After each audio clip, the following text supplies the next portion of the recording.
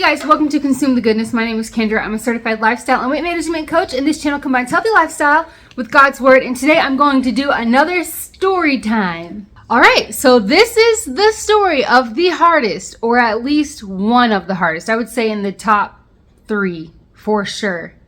Hardest things I've ever done. This actually rolled as a live stream thing that I was supposed to do. You know, when I do the spin wheel, and it landed on this.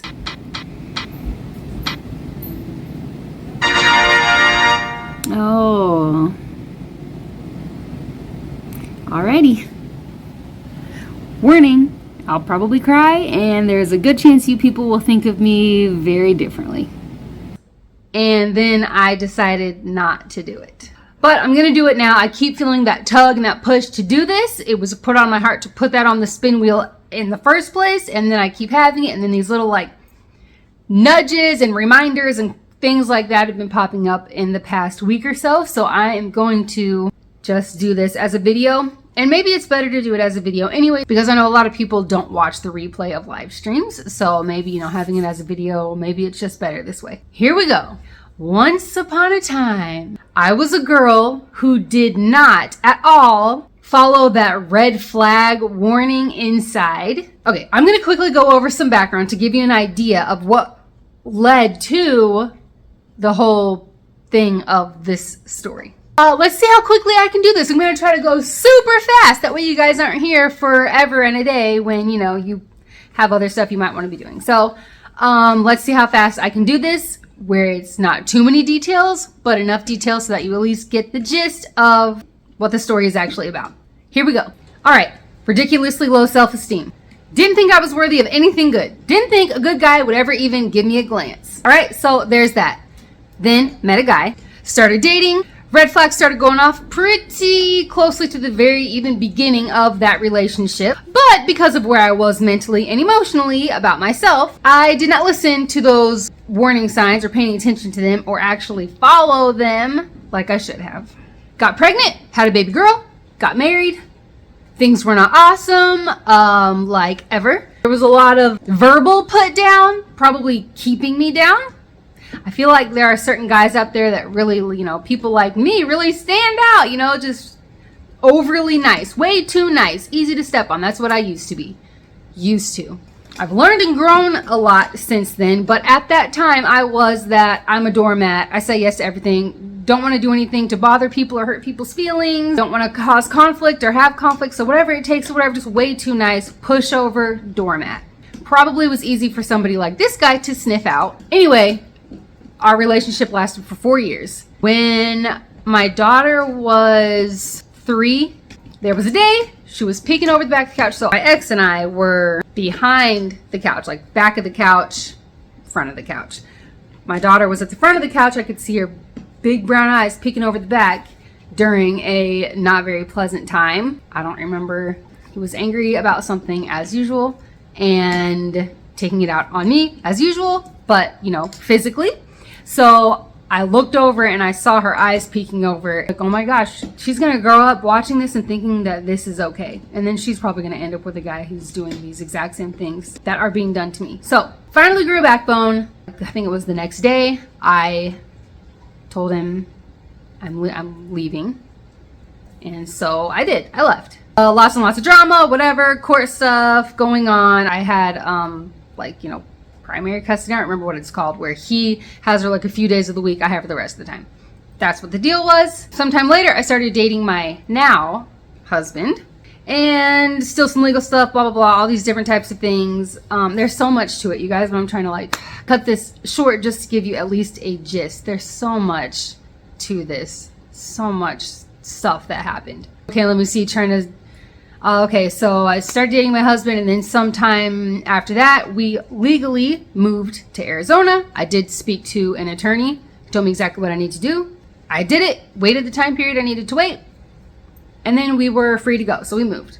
And still legal stuff going on in the state where we were. It actually became worse after we left because he was so mad and, lost some control. I imagine that's probably a common personality trait in people who are abusive, that they are very controlling and they don't like it when they don't have control, and then they do whatever. So anyway, so the legal stuff in the state that we had left, it was just a lot.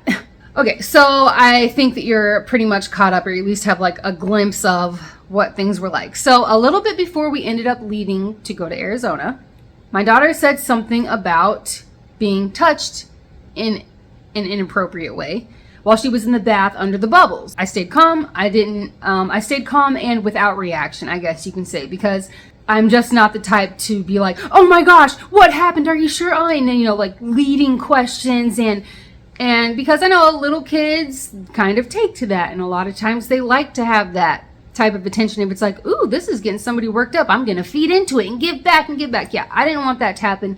I'm thinking, okay, this could truly just be nothing. So I just stayed really calm and just without a big reaction. So staying really laid back, just asking her like, what do you mean? And then, just to try to get a better idea. Was it just getting a bath, or was there something more to it? So she talked a little bit, and then I got her Barbie doll, and then she showed me some things, and then she started talking in more detail about other times that it happened. So also at Nana's house, and also in this bedroom, and giving me details of things. And then it was like, okay, this isn't just that she got a bath, there's something actually to this. So fast forward some more, trying to skip over a bunch of details, just to get to the hardest part, which this isn't it.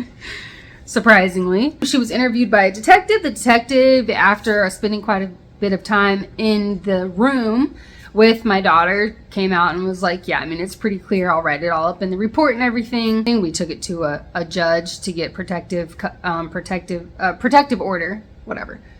That was approved. So we had a lot of things that I imagine would be like fairly good evidence, aside from just somebody watching it happening and recording it or taking pictures or something, as proof. But this just wasn't enough. It was just, I understand that this is a hard thing, a very delicate type of allegation, but there was just so much, and it really was going nowhere. And also just a little bit more of a backstory. When it came to this case, I was turned down by, I don't know, maybe 5 or 6 attorneys out of the probably 10 that I called. Some of them didn't contact me back, so I feel like that they probably fell into the category of the ones that did get back to me, and it was either the legal assistant or the attorney himself or herself. They all had the same thing to say. When I would explain everything that was going on, it was like, oh yeah, you definitely have something here. Whatever. They would look into it. What's the case number if there's already something that's going on? And as soon as they saw who the judge was, who the commissioner was, they said, no, I'm so sorry. We can't do this. A few of them gave the exact same reason, and they all were basically saying that this woman is very well known for favoring dads. You pretty much have no chance. A couple of them said, good luck to you. I really do hope the best for you. They knew that this was not going to be good. They wouldn't take the case. They knew it was pointless. It wasn't worth their time. So they said no, they wouldn't do it because of who the judge was, and knowing that you're the mom, you're not going anywhere with this. It doesn't matter what you have. It doesn't matter how much you have. It's not going to be good for you. So that was very discouraging. And the attorney that we actually did end up going with was very much one that is doesn't put up much of a fight, more of okay, let's just go with what's easy. Let's make a deal. Let's, just do this quickly, get it done, where everybody, just let's have it just be a basic child custody, parenting plan, whatever. That's what we're going to try to do here. And then anytime anything would get brought up about the interview with the detective, and my ex also took a lie detector test about this, that came back inconclusive. She had talked to a therapist also in Arizona who said, yeah, it's pretty obvious something happened to this girl. We had all these things. So when I would bring this stuff up, obviously out of concern, my attorney just kept being like, you need to stop talking about that stuff. You just need to stop. You're nitpicking. You need to stop pushing it. You need to stop trying to talk about that, because it just makes it sound like you're lying, like you're making it up, which was mind blowing to me. I'm like, what? Of course I'm going to keep bringing this up. Just because of what it is. Okay, I'm trying not to go off. I'm trying to stick to it. I apologize. Whew, okay, like I said, there's just so much to this. Obviously, there's a lot to this. I'm just gonna keep moving along. All right, so after lots and lots of just crap, Very hard to believe this is happening crap within that court system. Custody basically ended up being swapped, where she was with him most of the time, and we're in different states now. Even though I left legally, they also said, no, we're pushing that to the side. Like, this stuff doesn't count. I mean, seriously, everything that I had, that I did the right way, and I am a document queen. I document everything. I keep everything. I keep dates of things. I have copies of text messages and emails. Like, that's who I am. So even with all of that and being able to show stuff, no, here's the date. Here's what I did. This is the person I talked to. Still, it was, no, we're not even messing with that. Like, when I'm saying hard to believe crap, it really is hard to believe. Like, how are they allowed to get away with this stuff? Like, it was so frustrating. So custody switched. She was in one state for a certain amount of time, then she got to come back to Arizona for the visiting time with me, and then back. There were no restrictions. There was no, they're not allowed to be alone together, just to keep this little girl safe type of thing, just in case. Nothing. There was nothing. It was just, she was there, and then she was with me for little bits of time. No wonder those attorneys were saying no. The longer this went on, the more I understood. No wonder these people said no, because look at everything that I have, and still, this is how it turned out.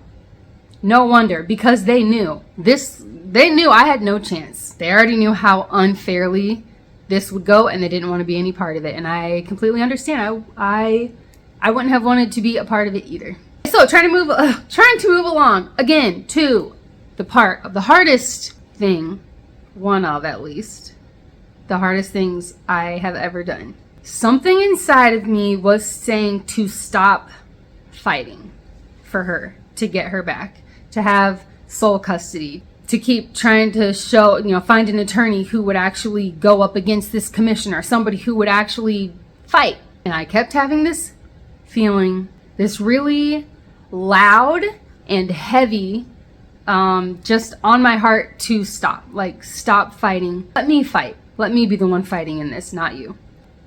Let it go. And that was really, really hard, because that's my kid. And any of you guys who are parents probably have at least imagined what that would be like. Already, all the situation, what it is anyway.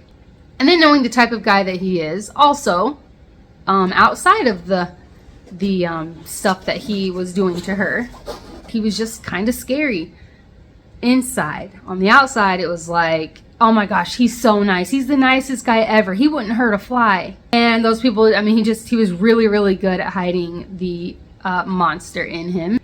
The two people who saw it the most, it was me and my daughter, and we just saw it in different ways. All some string of abuse, but a different type. So to have that so heavy on my heart, to feel like you need to let it go, like, don't fight this anymore. Stop with the attorney, stop with the court system. Like, we're not gonna fight this worldly. You need to let me fight it for you. And I just, man, that was really hard. So, what did I do? Do you suffer from fatigue, sickness, mood swings, being bloated, joint pain, inflammation, constipation? Do you get poor sleep? Would you describe yourself as more to love?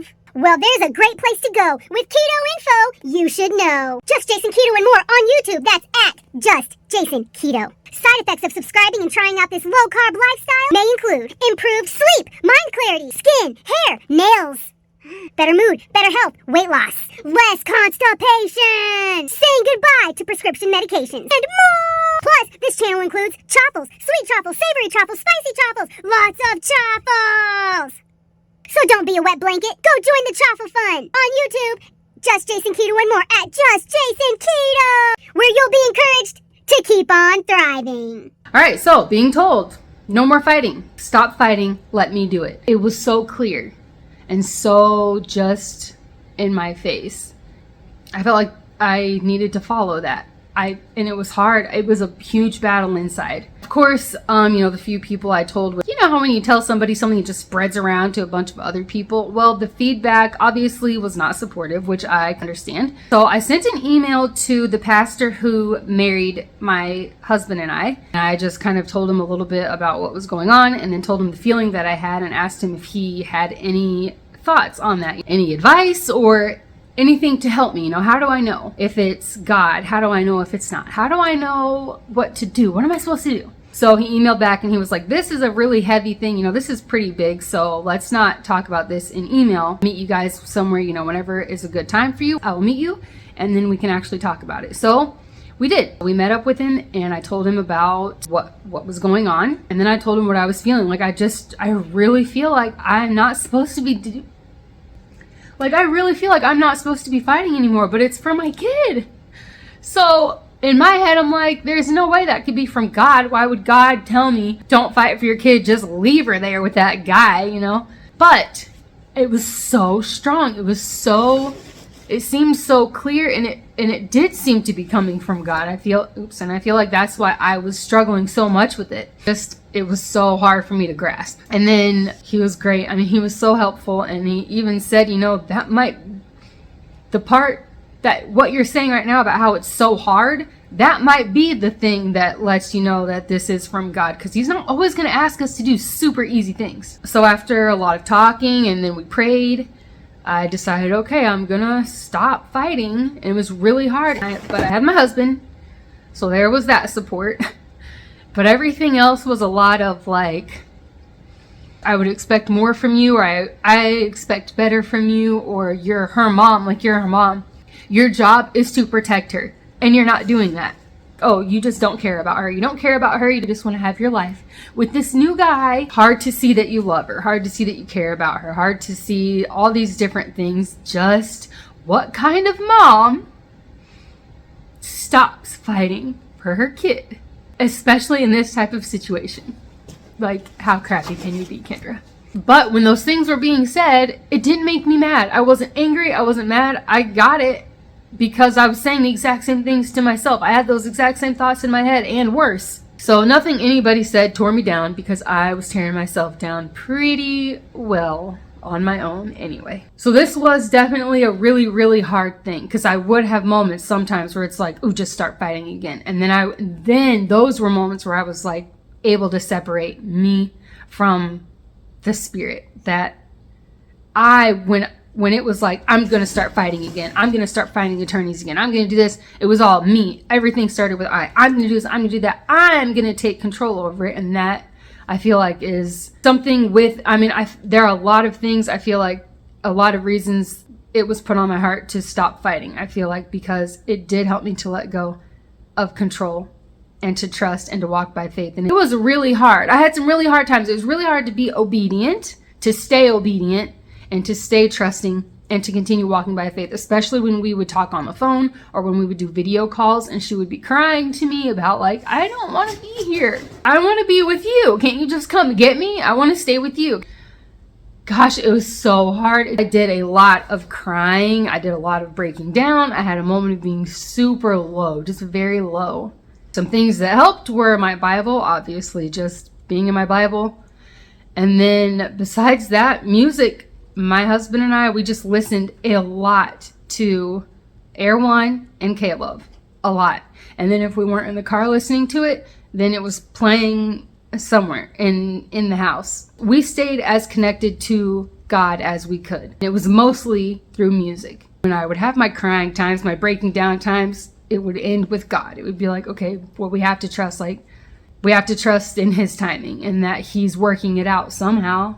It's being worked out right now. We don't know it, but something's happening. This was, a thing for some reason. And by some strength, not of my own, I was able to get through that time.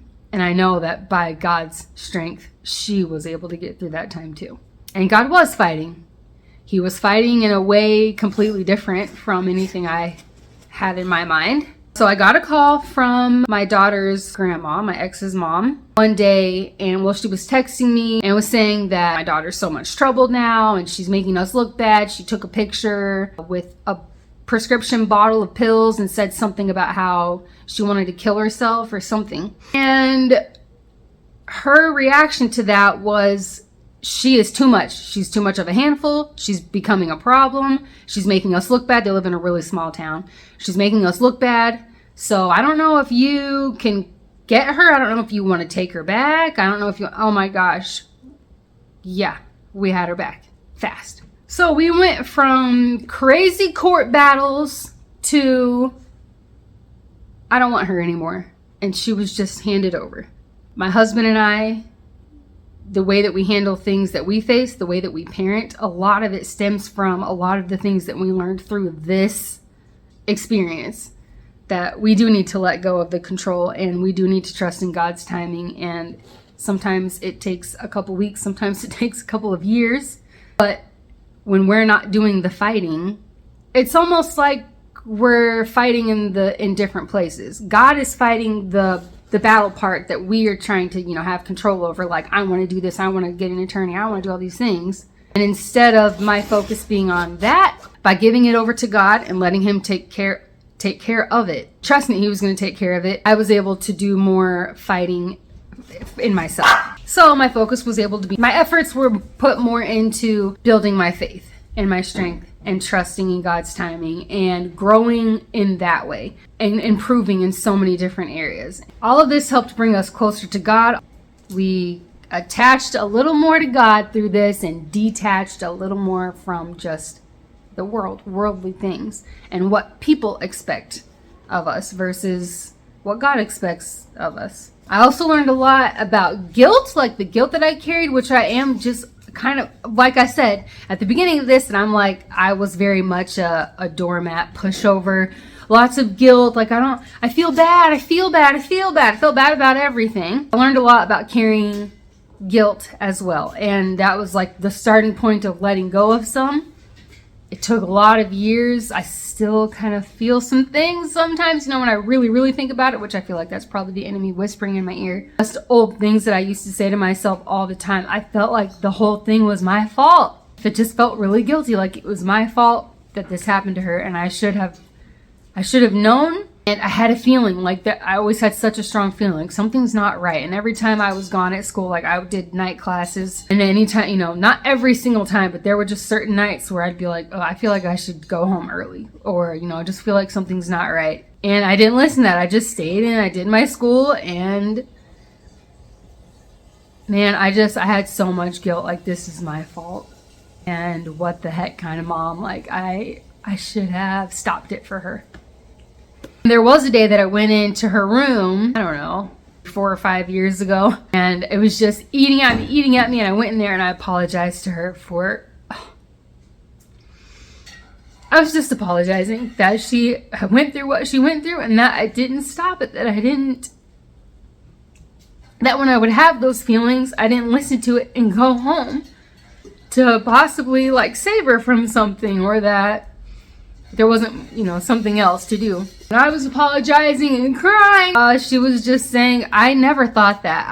I've never even thought of that. There was never anything in my head that I felt like it was your fault, or I was never pointing a finger at you that you should have done more, or you anything. She did say that she used to have a lot of anger towards him and a lot of anger towards other people, like memories of being carried to a certain room, which other people in their heads probably thought, oh, she's going to get laid down for a nap or something.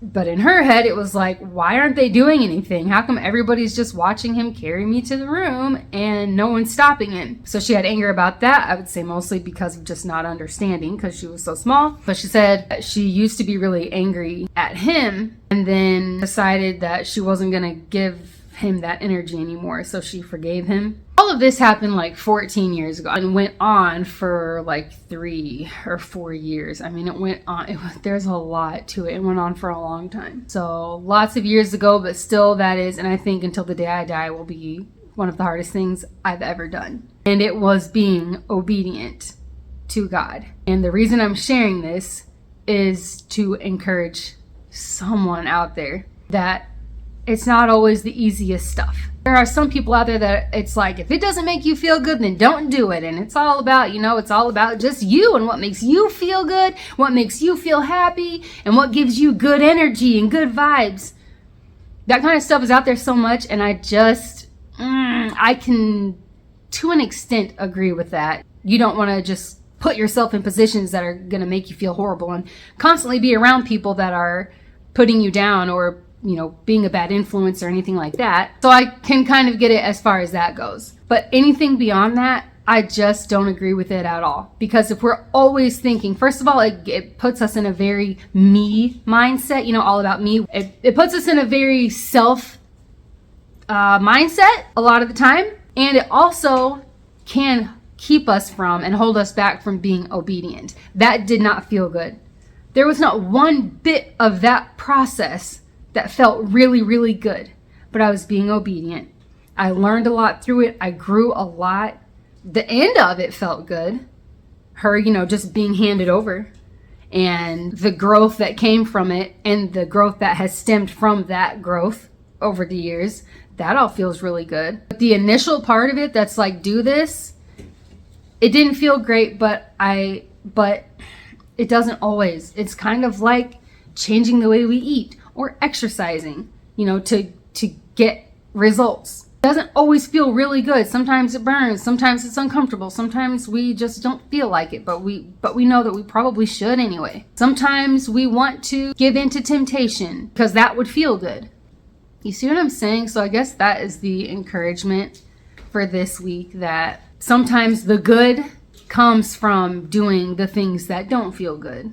And it's not just good for us, because my daughter has grown, and she's talked about before the growth that she has gained from that and the relationship that she has with God because of those things. Maybe she'll be able to help someone, maybe she'll be able to help little kids one day who have experienced the same types of things, that she'll be able to be someone to help because she's gone through it. So I believe that it was put on my heart to share this story to encourage someone out there to trust with your whole heart. Sometimes it hurts and it's hard, but trusting with your whole heart helps you keep your eyes fixed on Him. Even if it means people are going to really harshly criticize you, and even if it means it's going to make you look bad, because I'm telling you, this moment of obedience made me look really, really bad. It made me look just really bad as a mom, as a person. It made me look like I suck. And it might seem hopeless, but it's not. God knows what He's doing. All the things that are happening in our lives, they are not a surprise to Him. He's not like, holy crap, that happened to Kendra? No. It's not a surprise to Him. He knows. We get to choose what we're going to do in that. Am I going to be taking control of this, or am I going to give the control to God? None of it's a surprise to Him. And He has already won all these battles that we're trying to fight all the time with the world on these worldly problems that we have. God promised to take care of us, to make good of the things that the enemy meant for evil. He told us not to lean on our own understanding. He knows what He's doing, and what God thinks of us 100% trumps what people think of us. Sometimes that's a really hard thing. When you have a bunch of people saying all these different things, it's like, oh gosh, okay, well, I don't want to look bad. So it's a lot. It's hard. It takes a lot. But He gives us what we need in the moments that we need whatever specific things we need. Super thankful for my husband and for Pastor Jeff for looking through eyes of faith and not criticizing with worldly eyes like a lot of other people did. And I get it. But I'm really thankful for that. I'm really thankful for Caleb, and I'm really thankful for Air One, because the music that they play and the encouraging stuff and the like Louis Giglio 59 Seconds of Hope or whatever, that stuff really does help. It really did help. So anyway, that's my story that I was going to try to make short, and I feel like it's just not short at all. Any of you guys who stayed here through this entire video, thank you. And I appreciate that, because that is a decent chunk of your time in a day that you decided to hang out here for a little bit. And normally it's pretty fun over here, like fun and skits, so we're pretty short encouragement, and that was not the case today, so sorry. But as always, my hope is just that something stuck out to you, that something made sense to you, that something resonated with you, and that you are encouraged. That's the whole reason I have this channel. That's the whole reason I do any of the stuff that I do on here, is because I want to help people. I want to encourage and motivate in some way, and for God to just use me, as a vessel. So that is it for this week. I don't know, I will say now, anybody who's even still here, I don't know if I'm going to have a live on Tuesday because I don't know if I'll be home. I don't think I'll be home, but I'll keep everybody updated on the community tab, or a community whatever thing. I appreciate you guys so much. I love you guys. God bless, and I hope to have you back for the next one.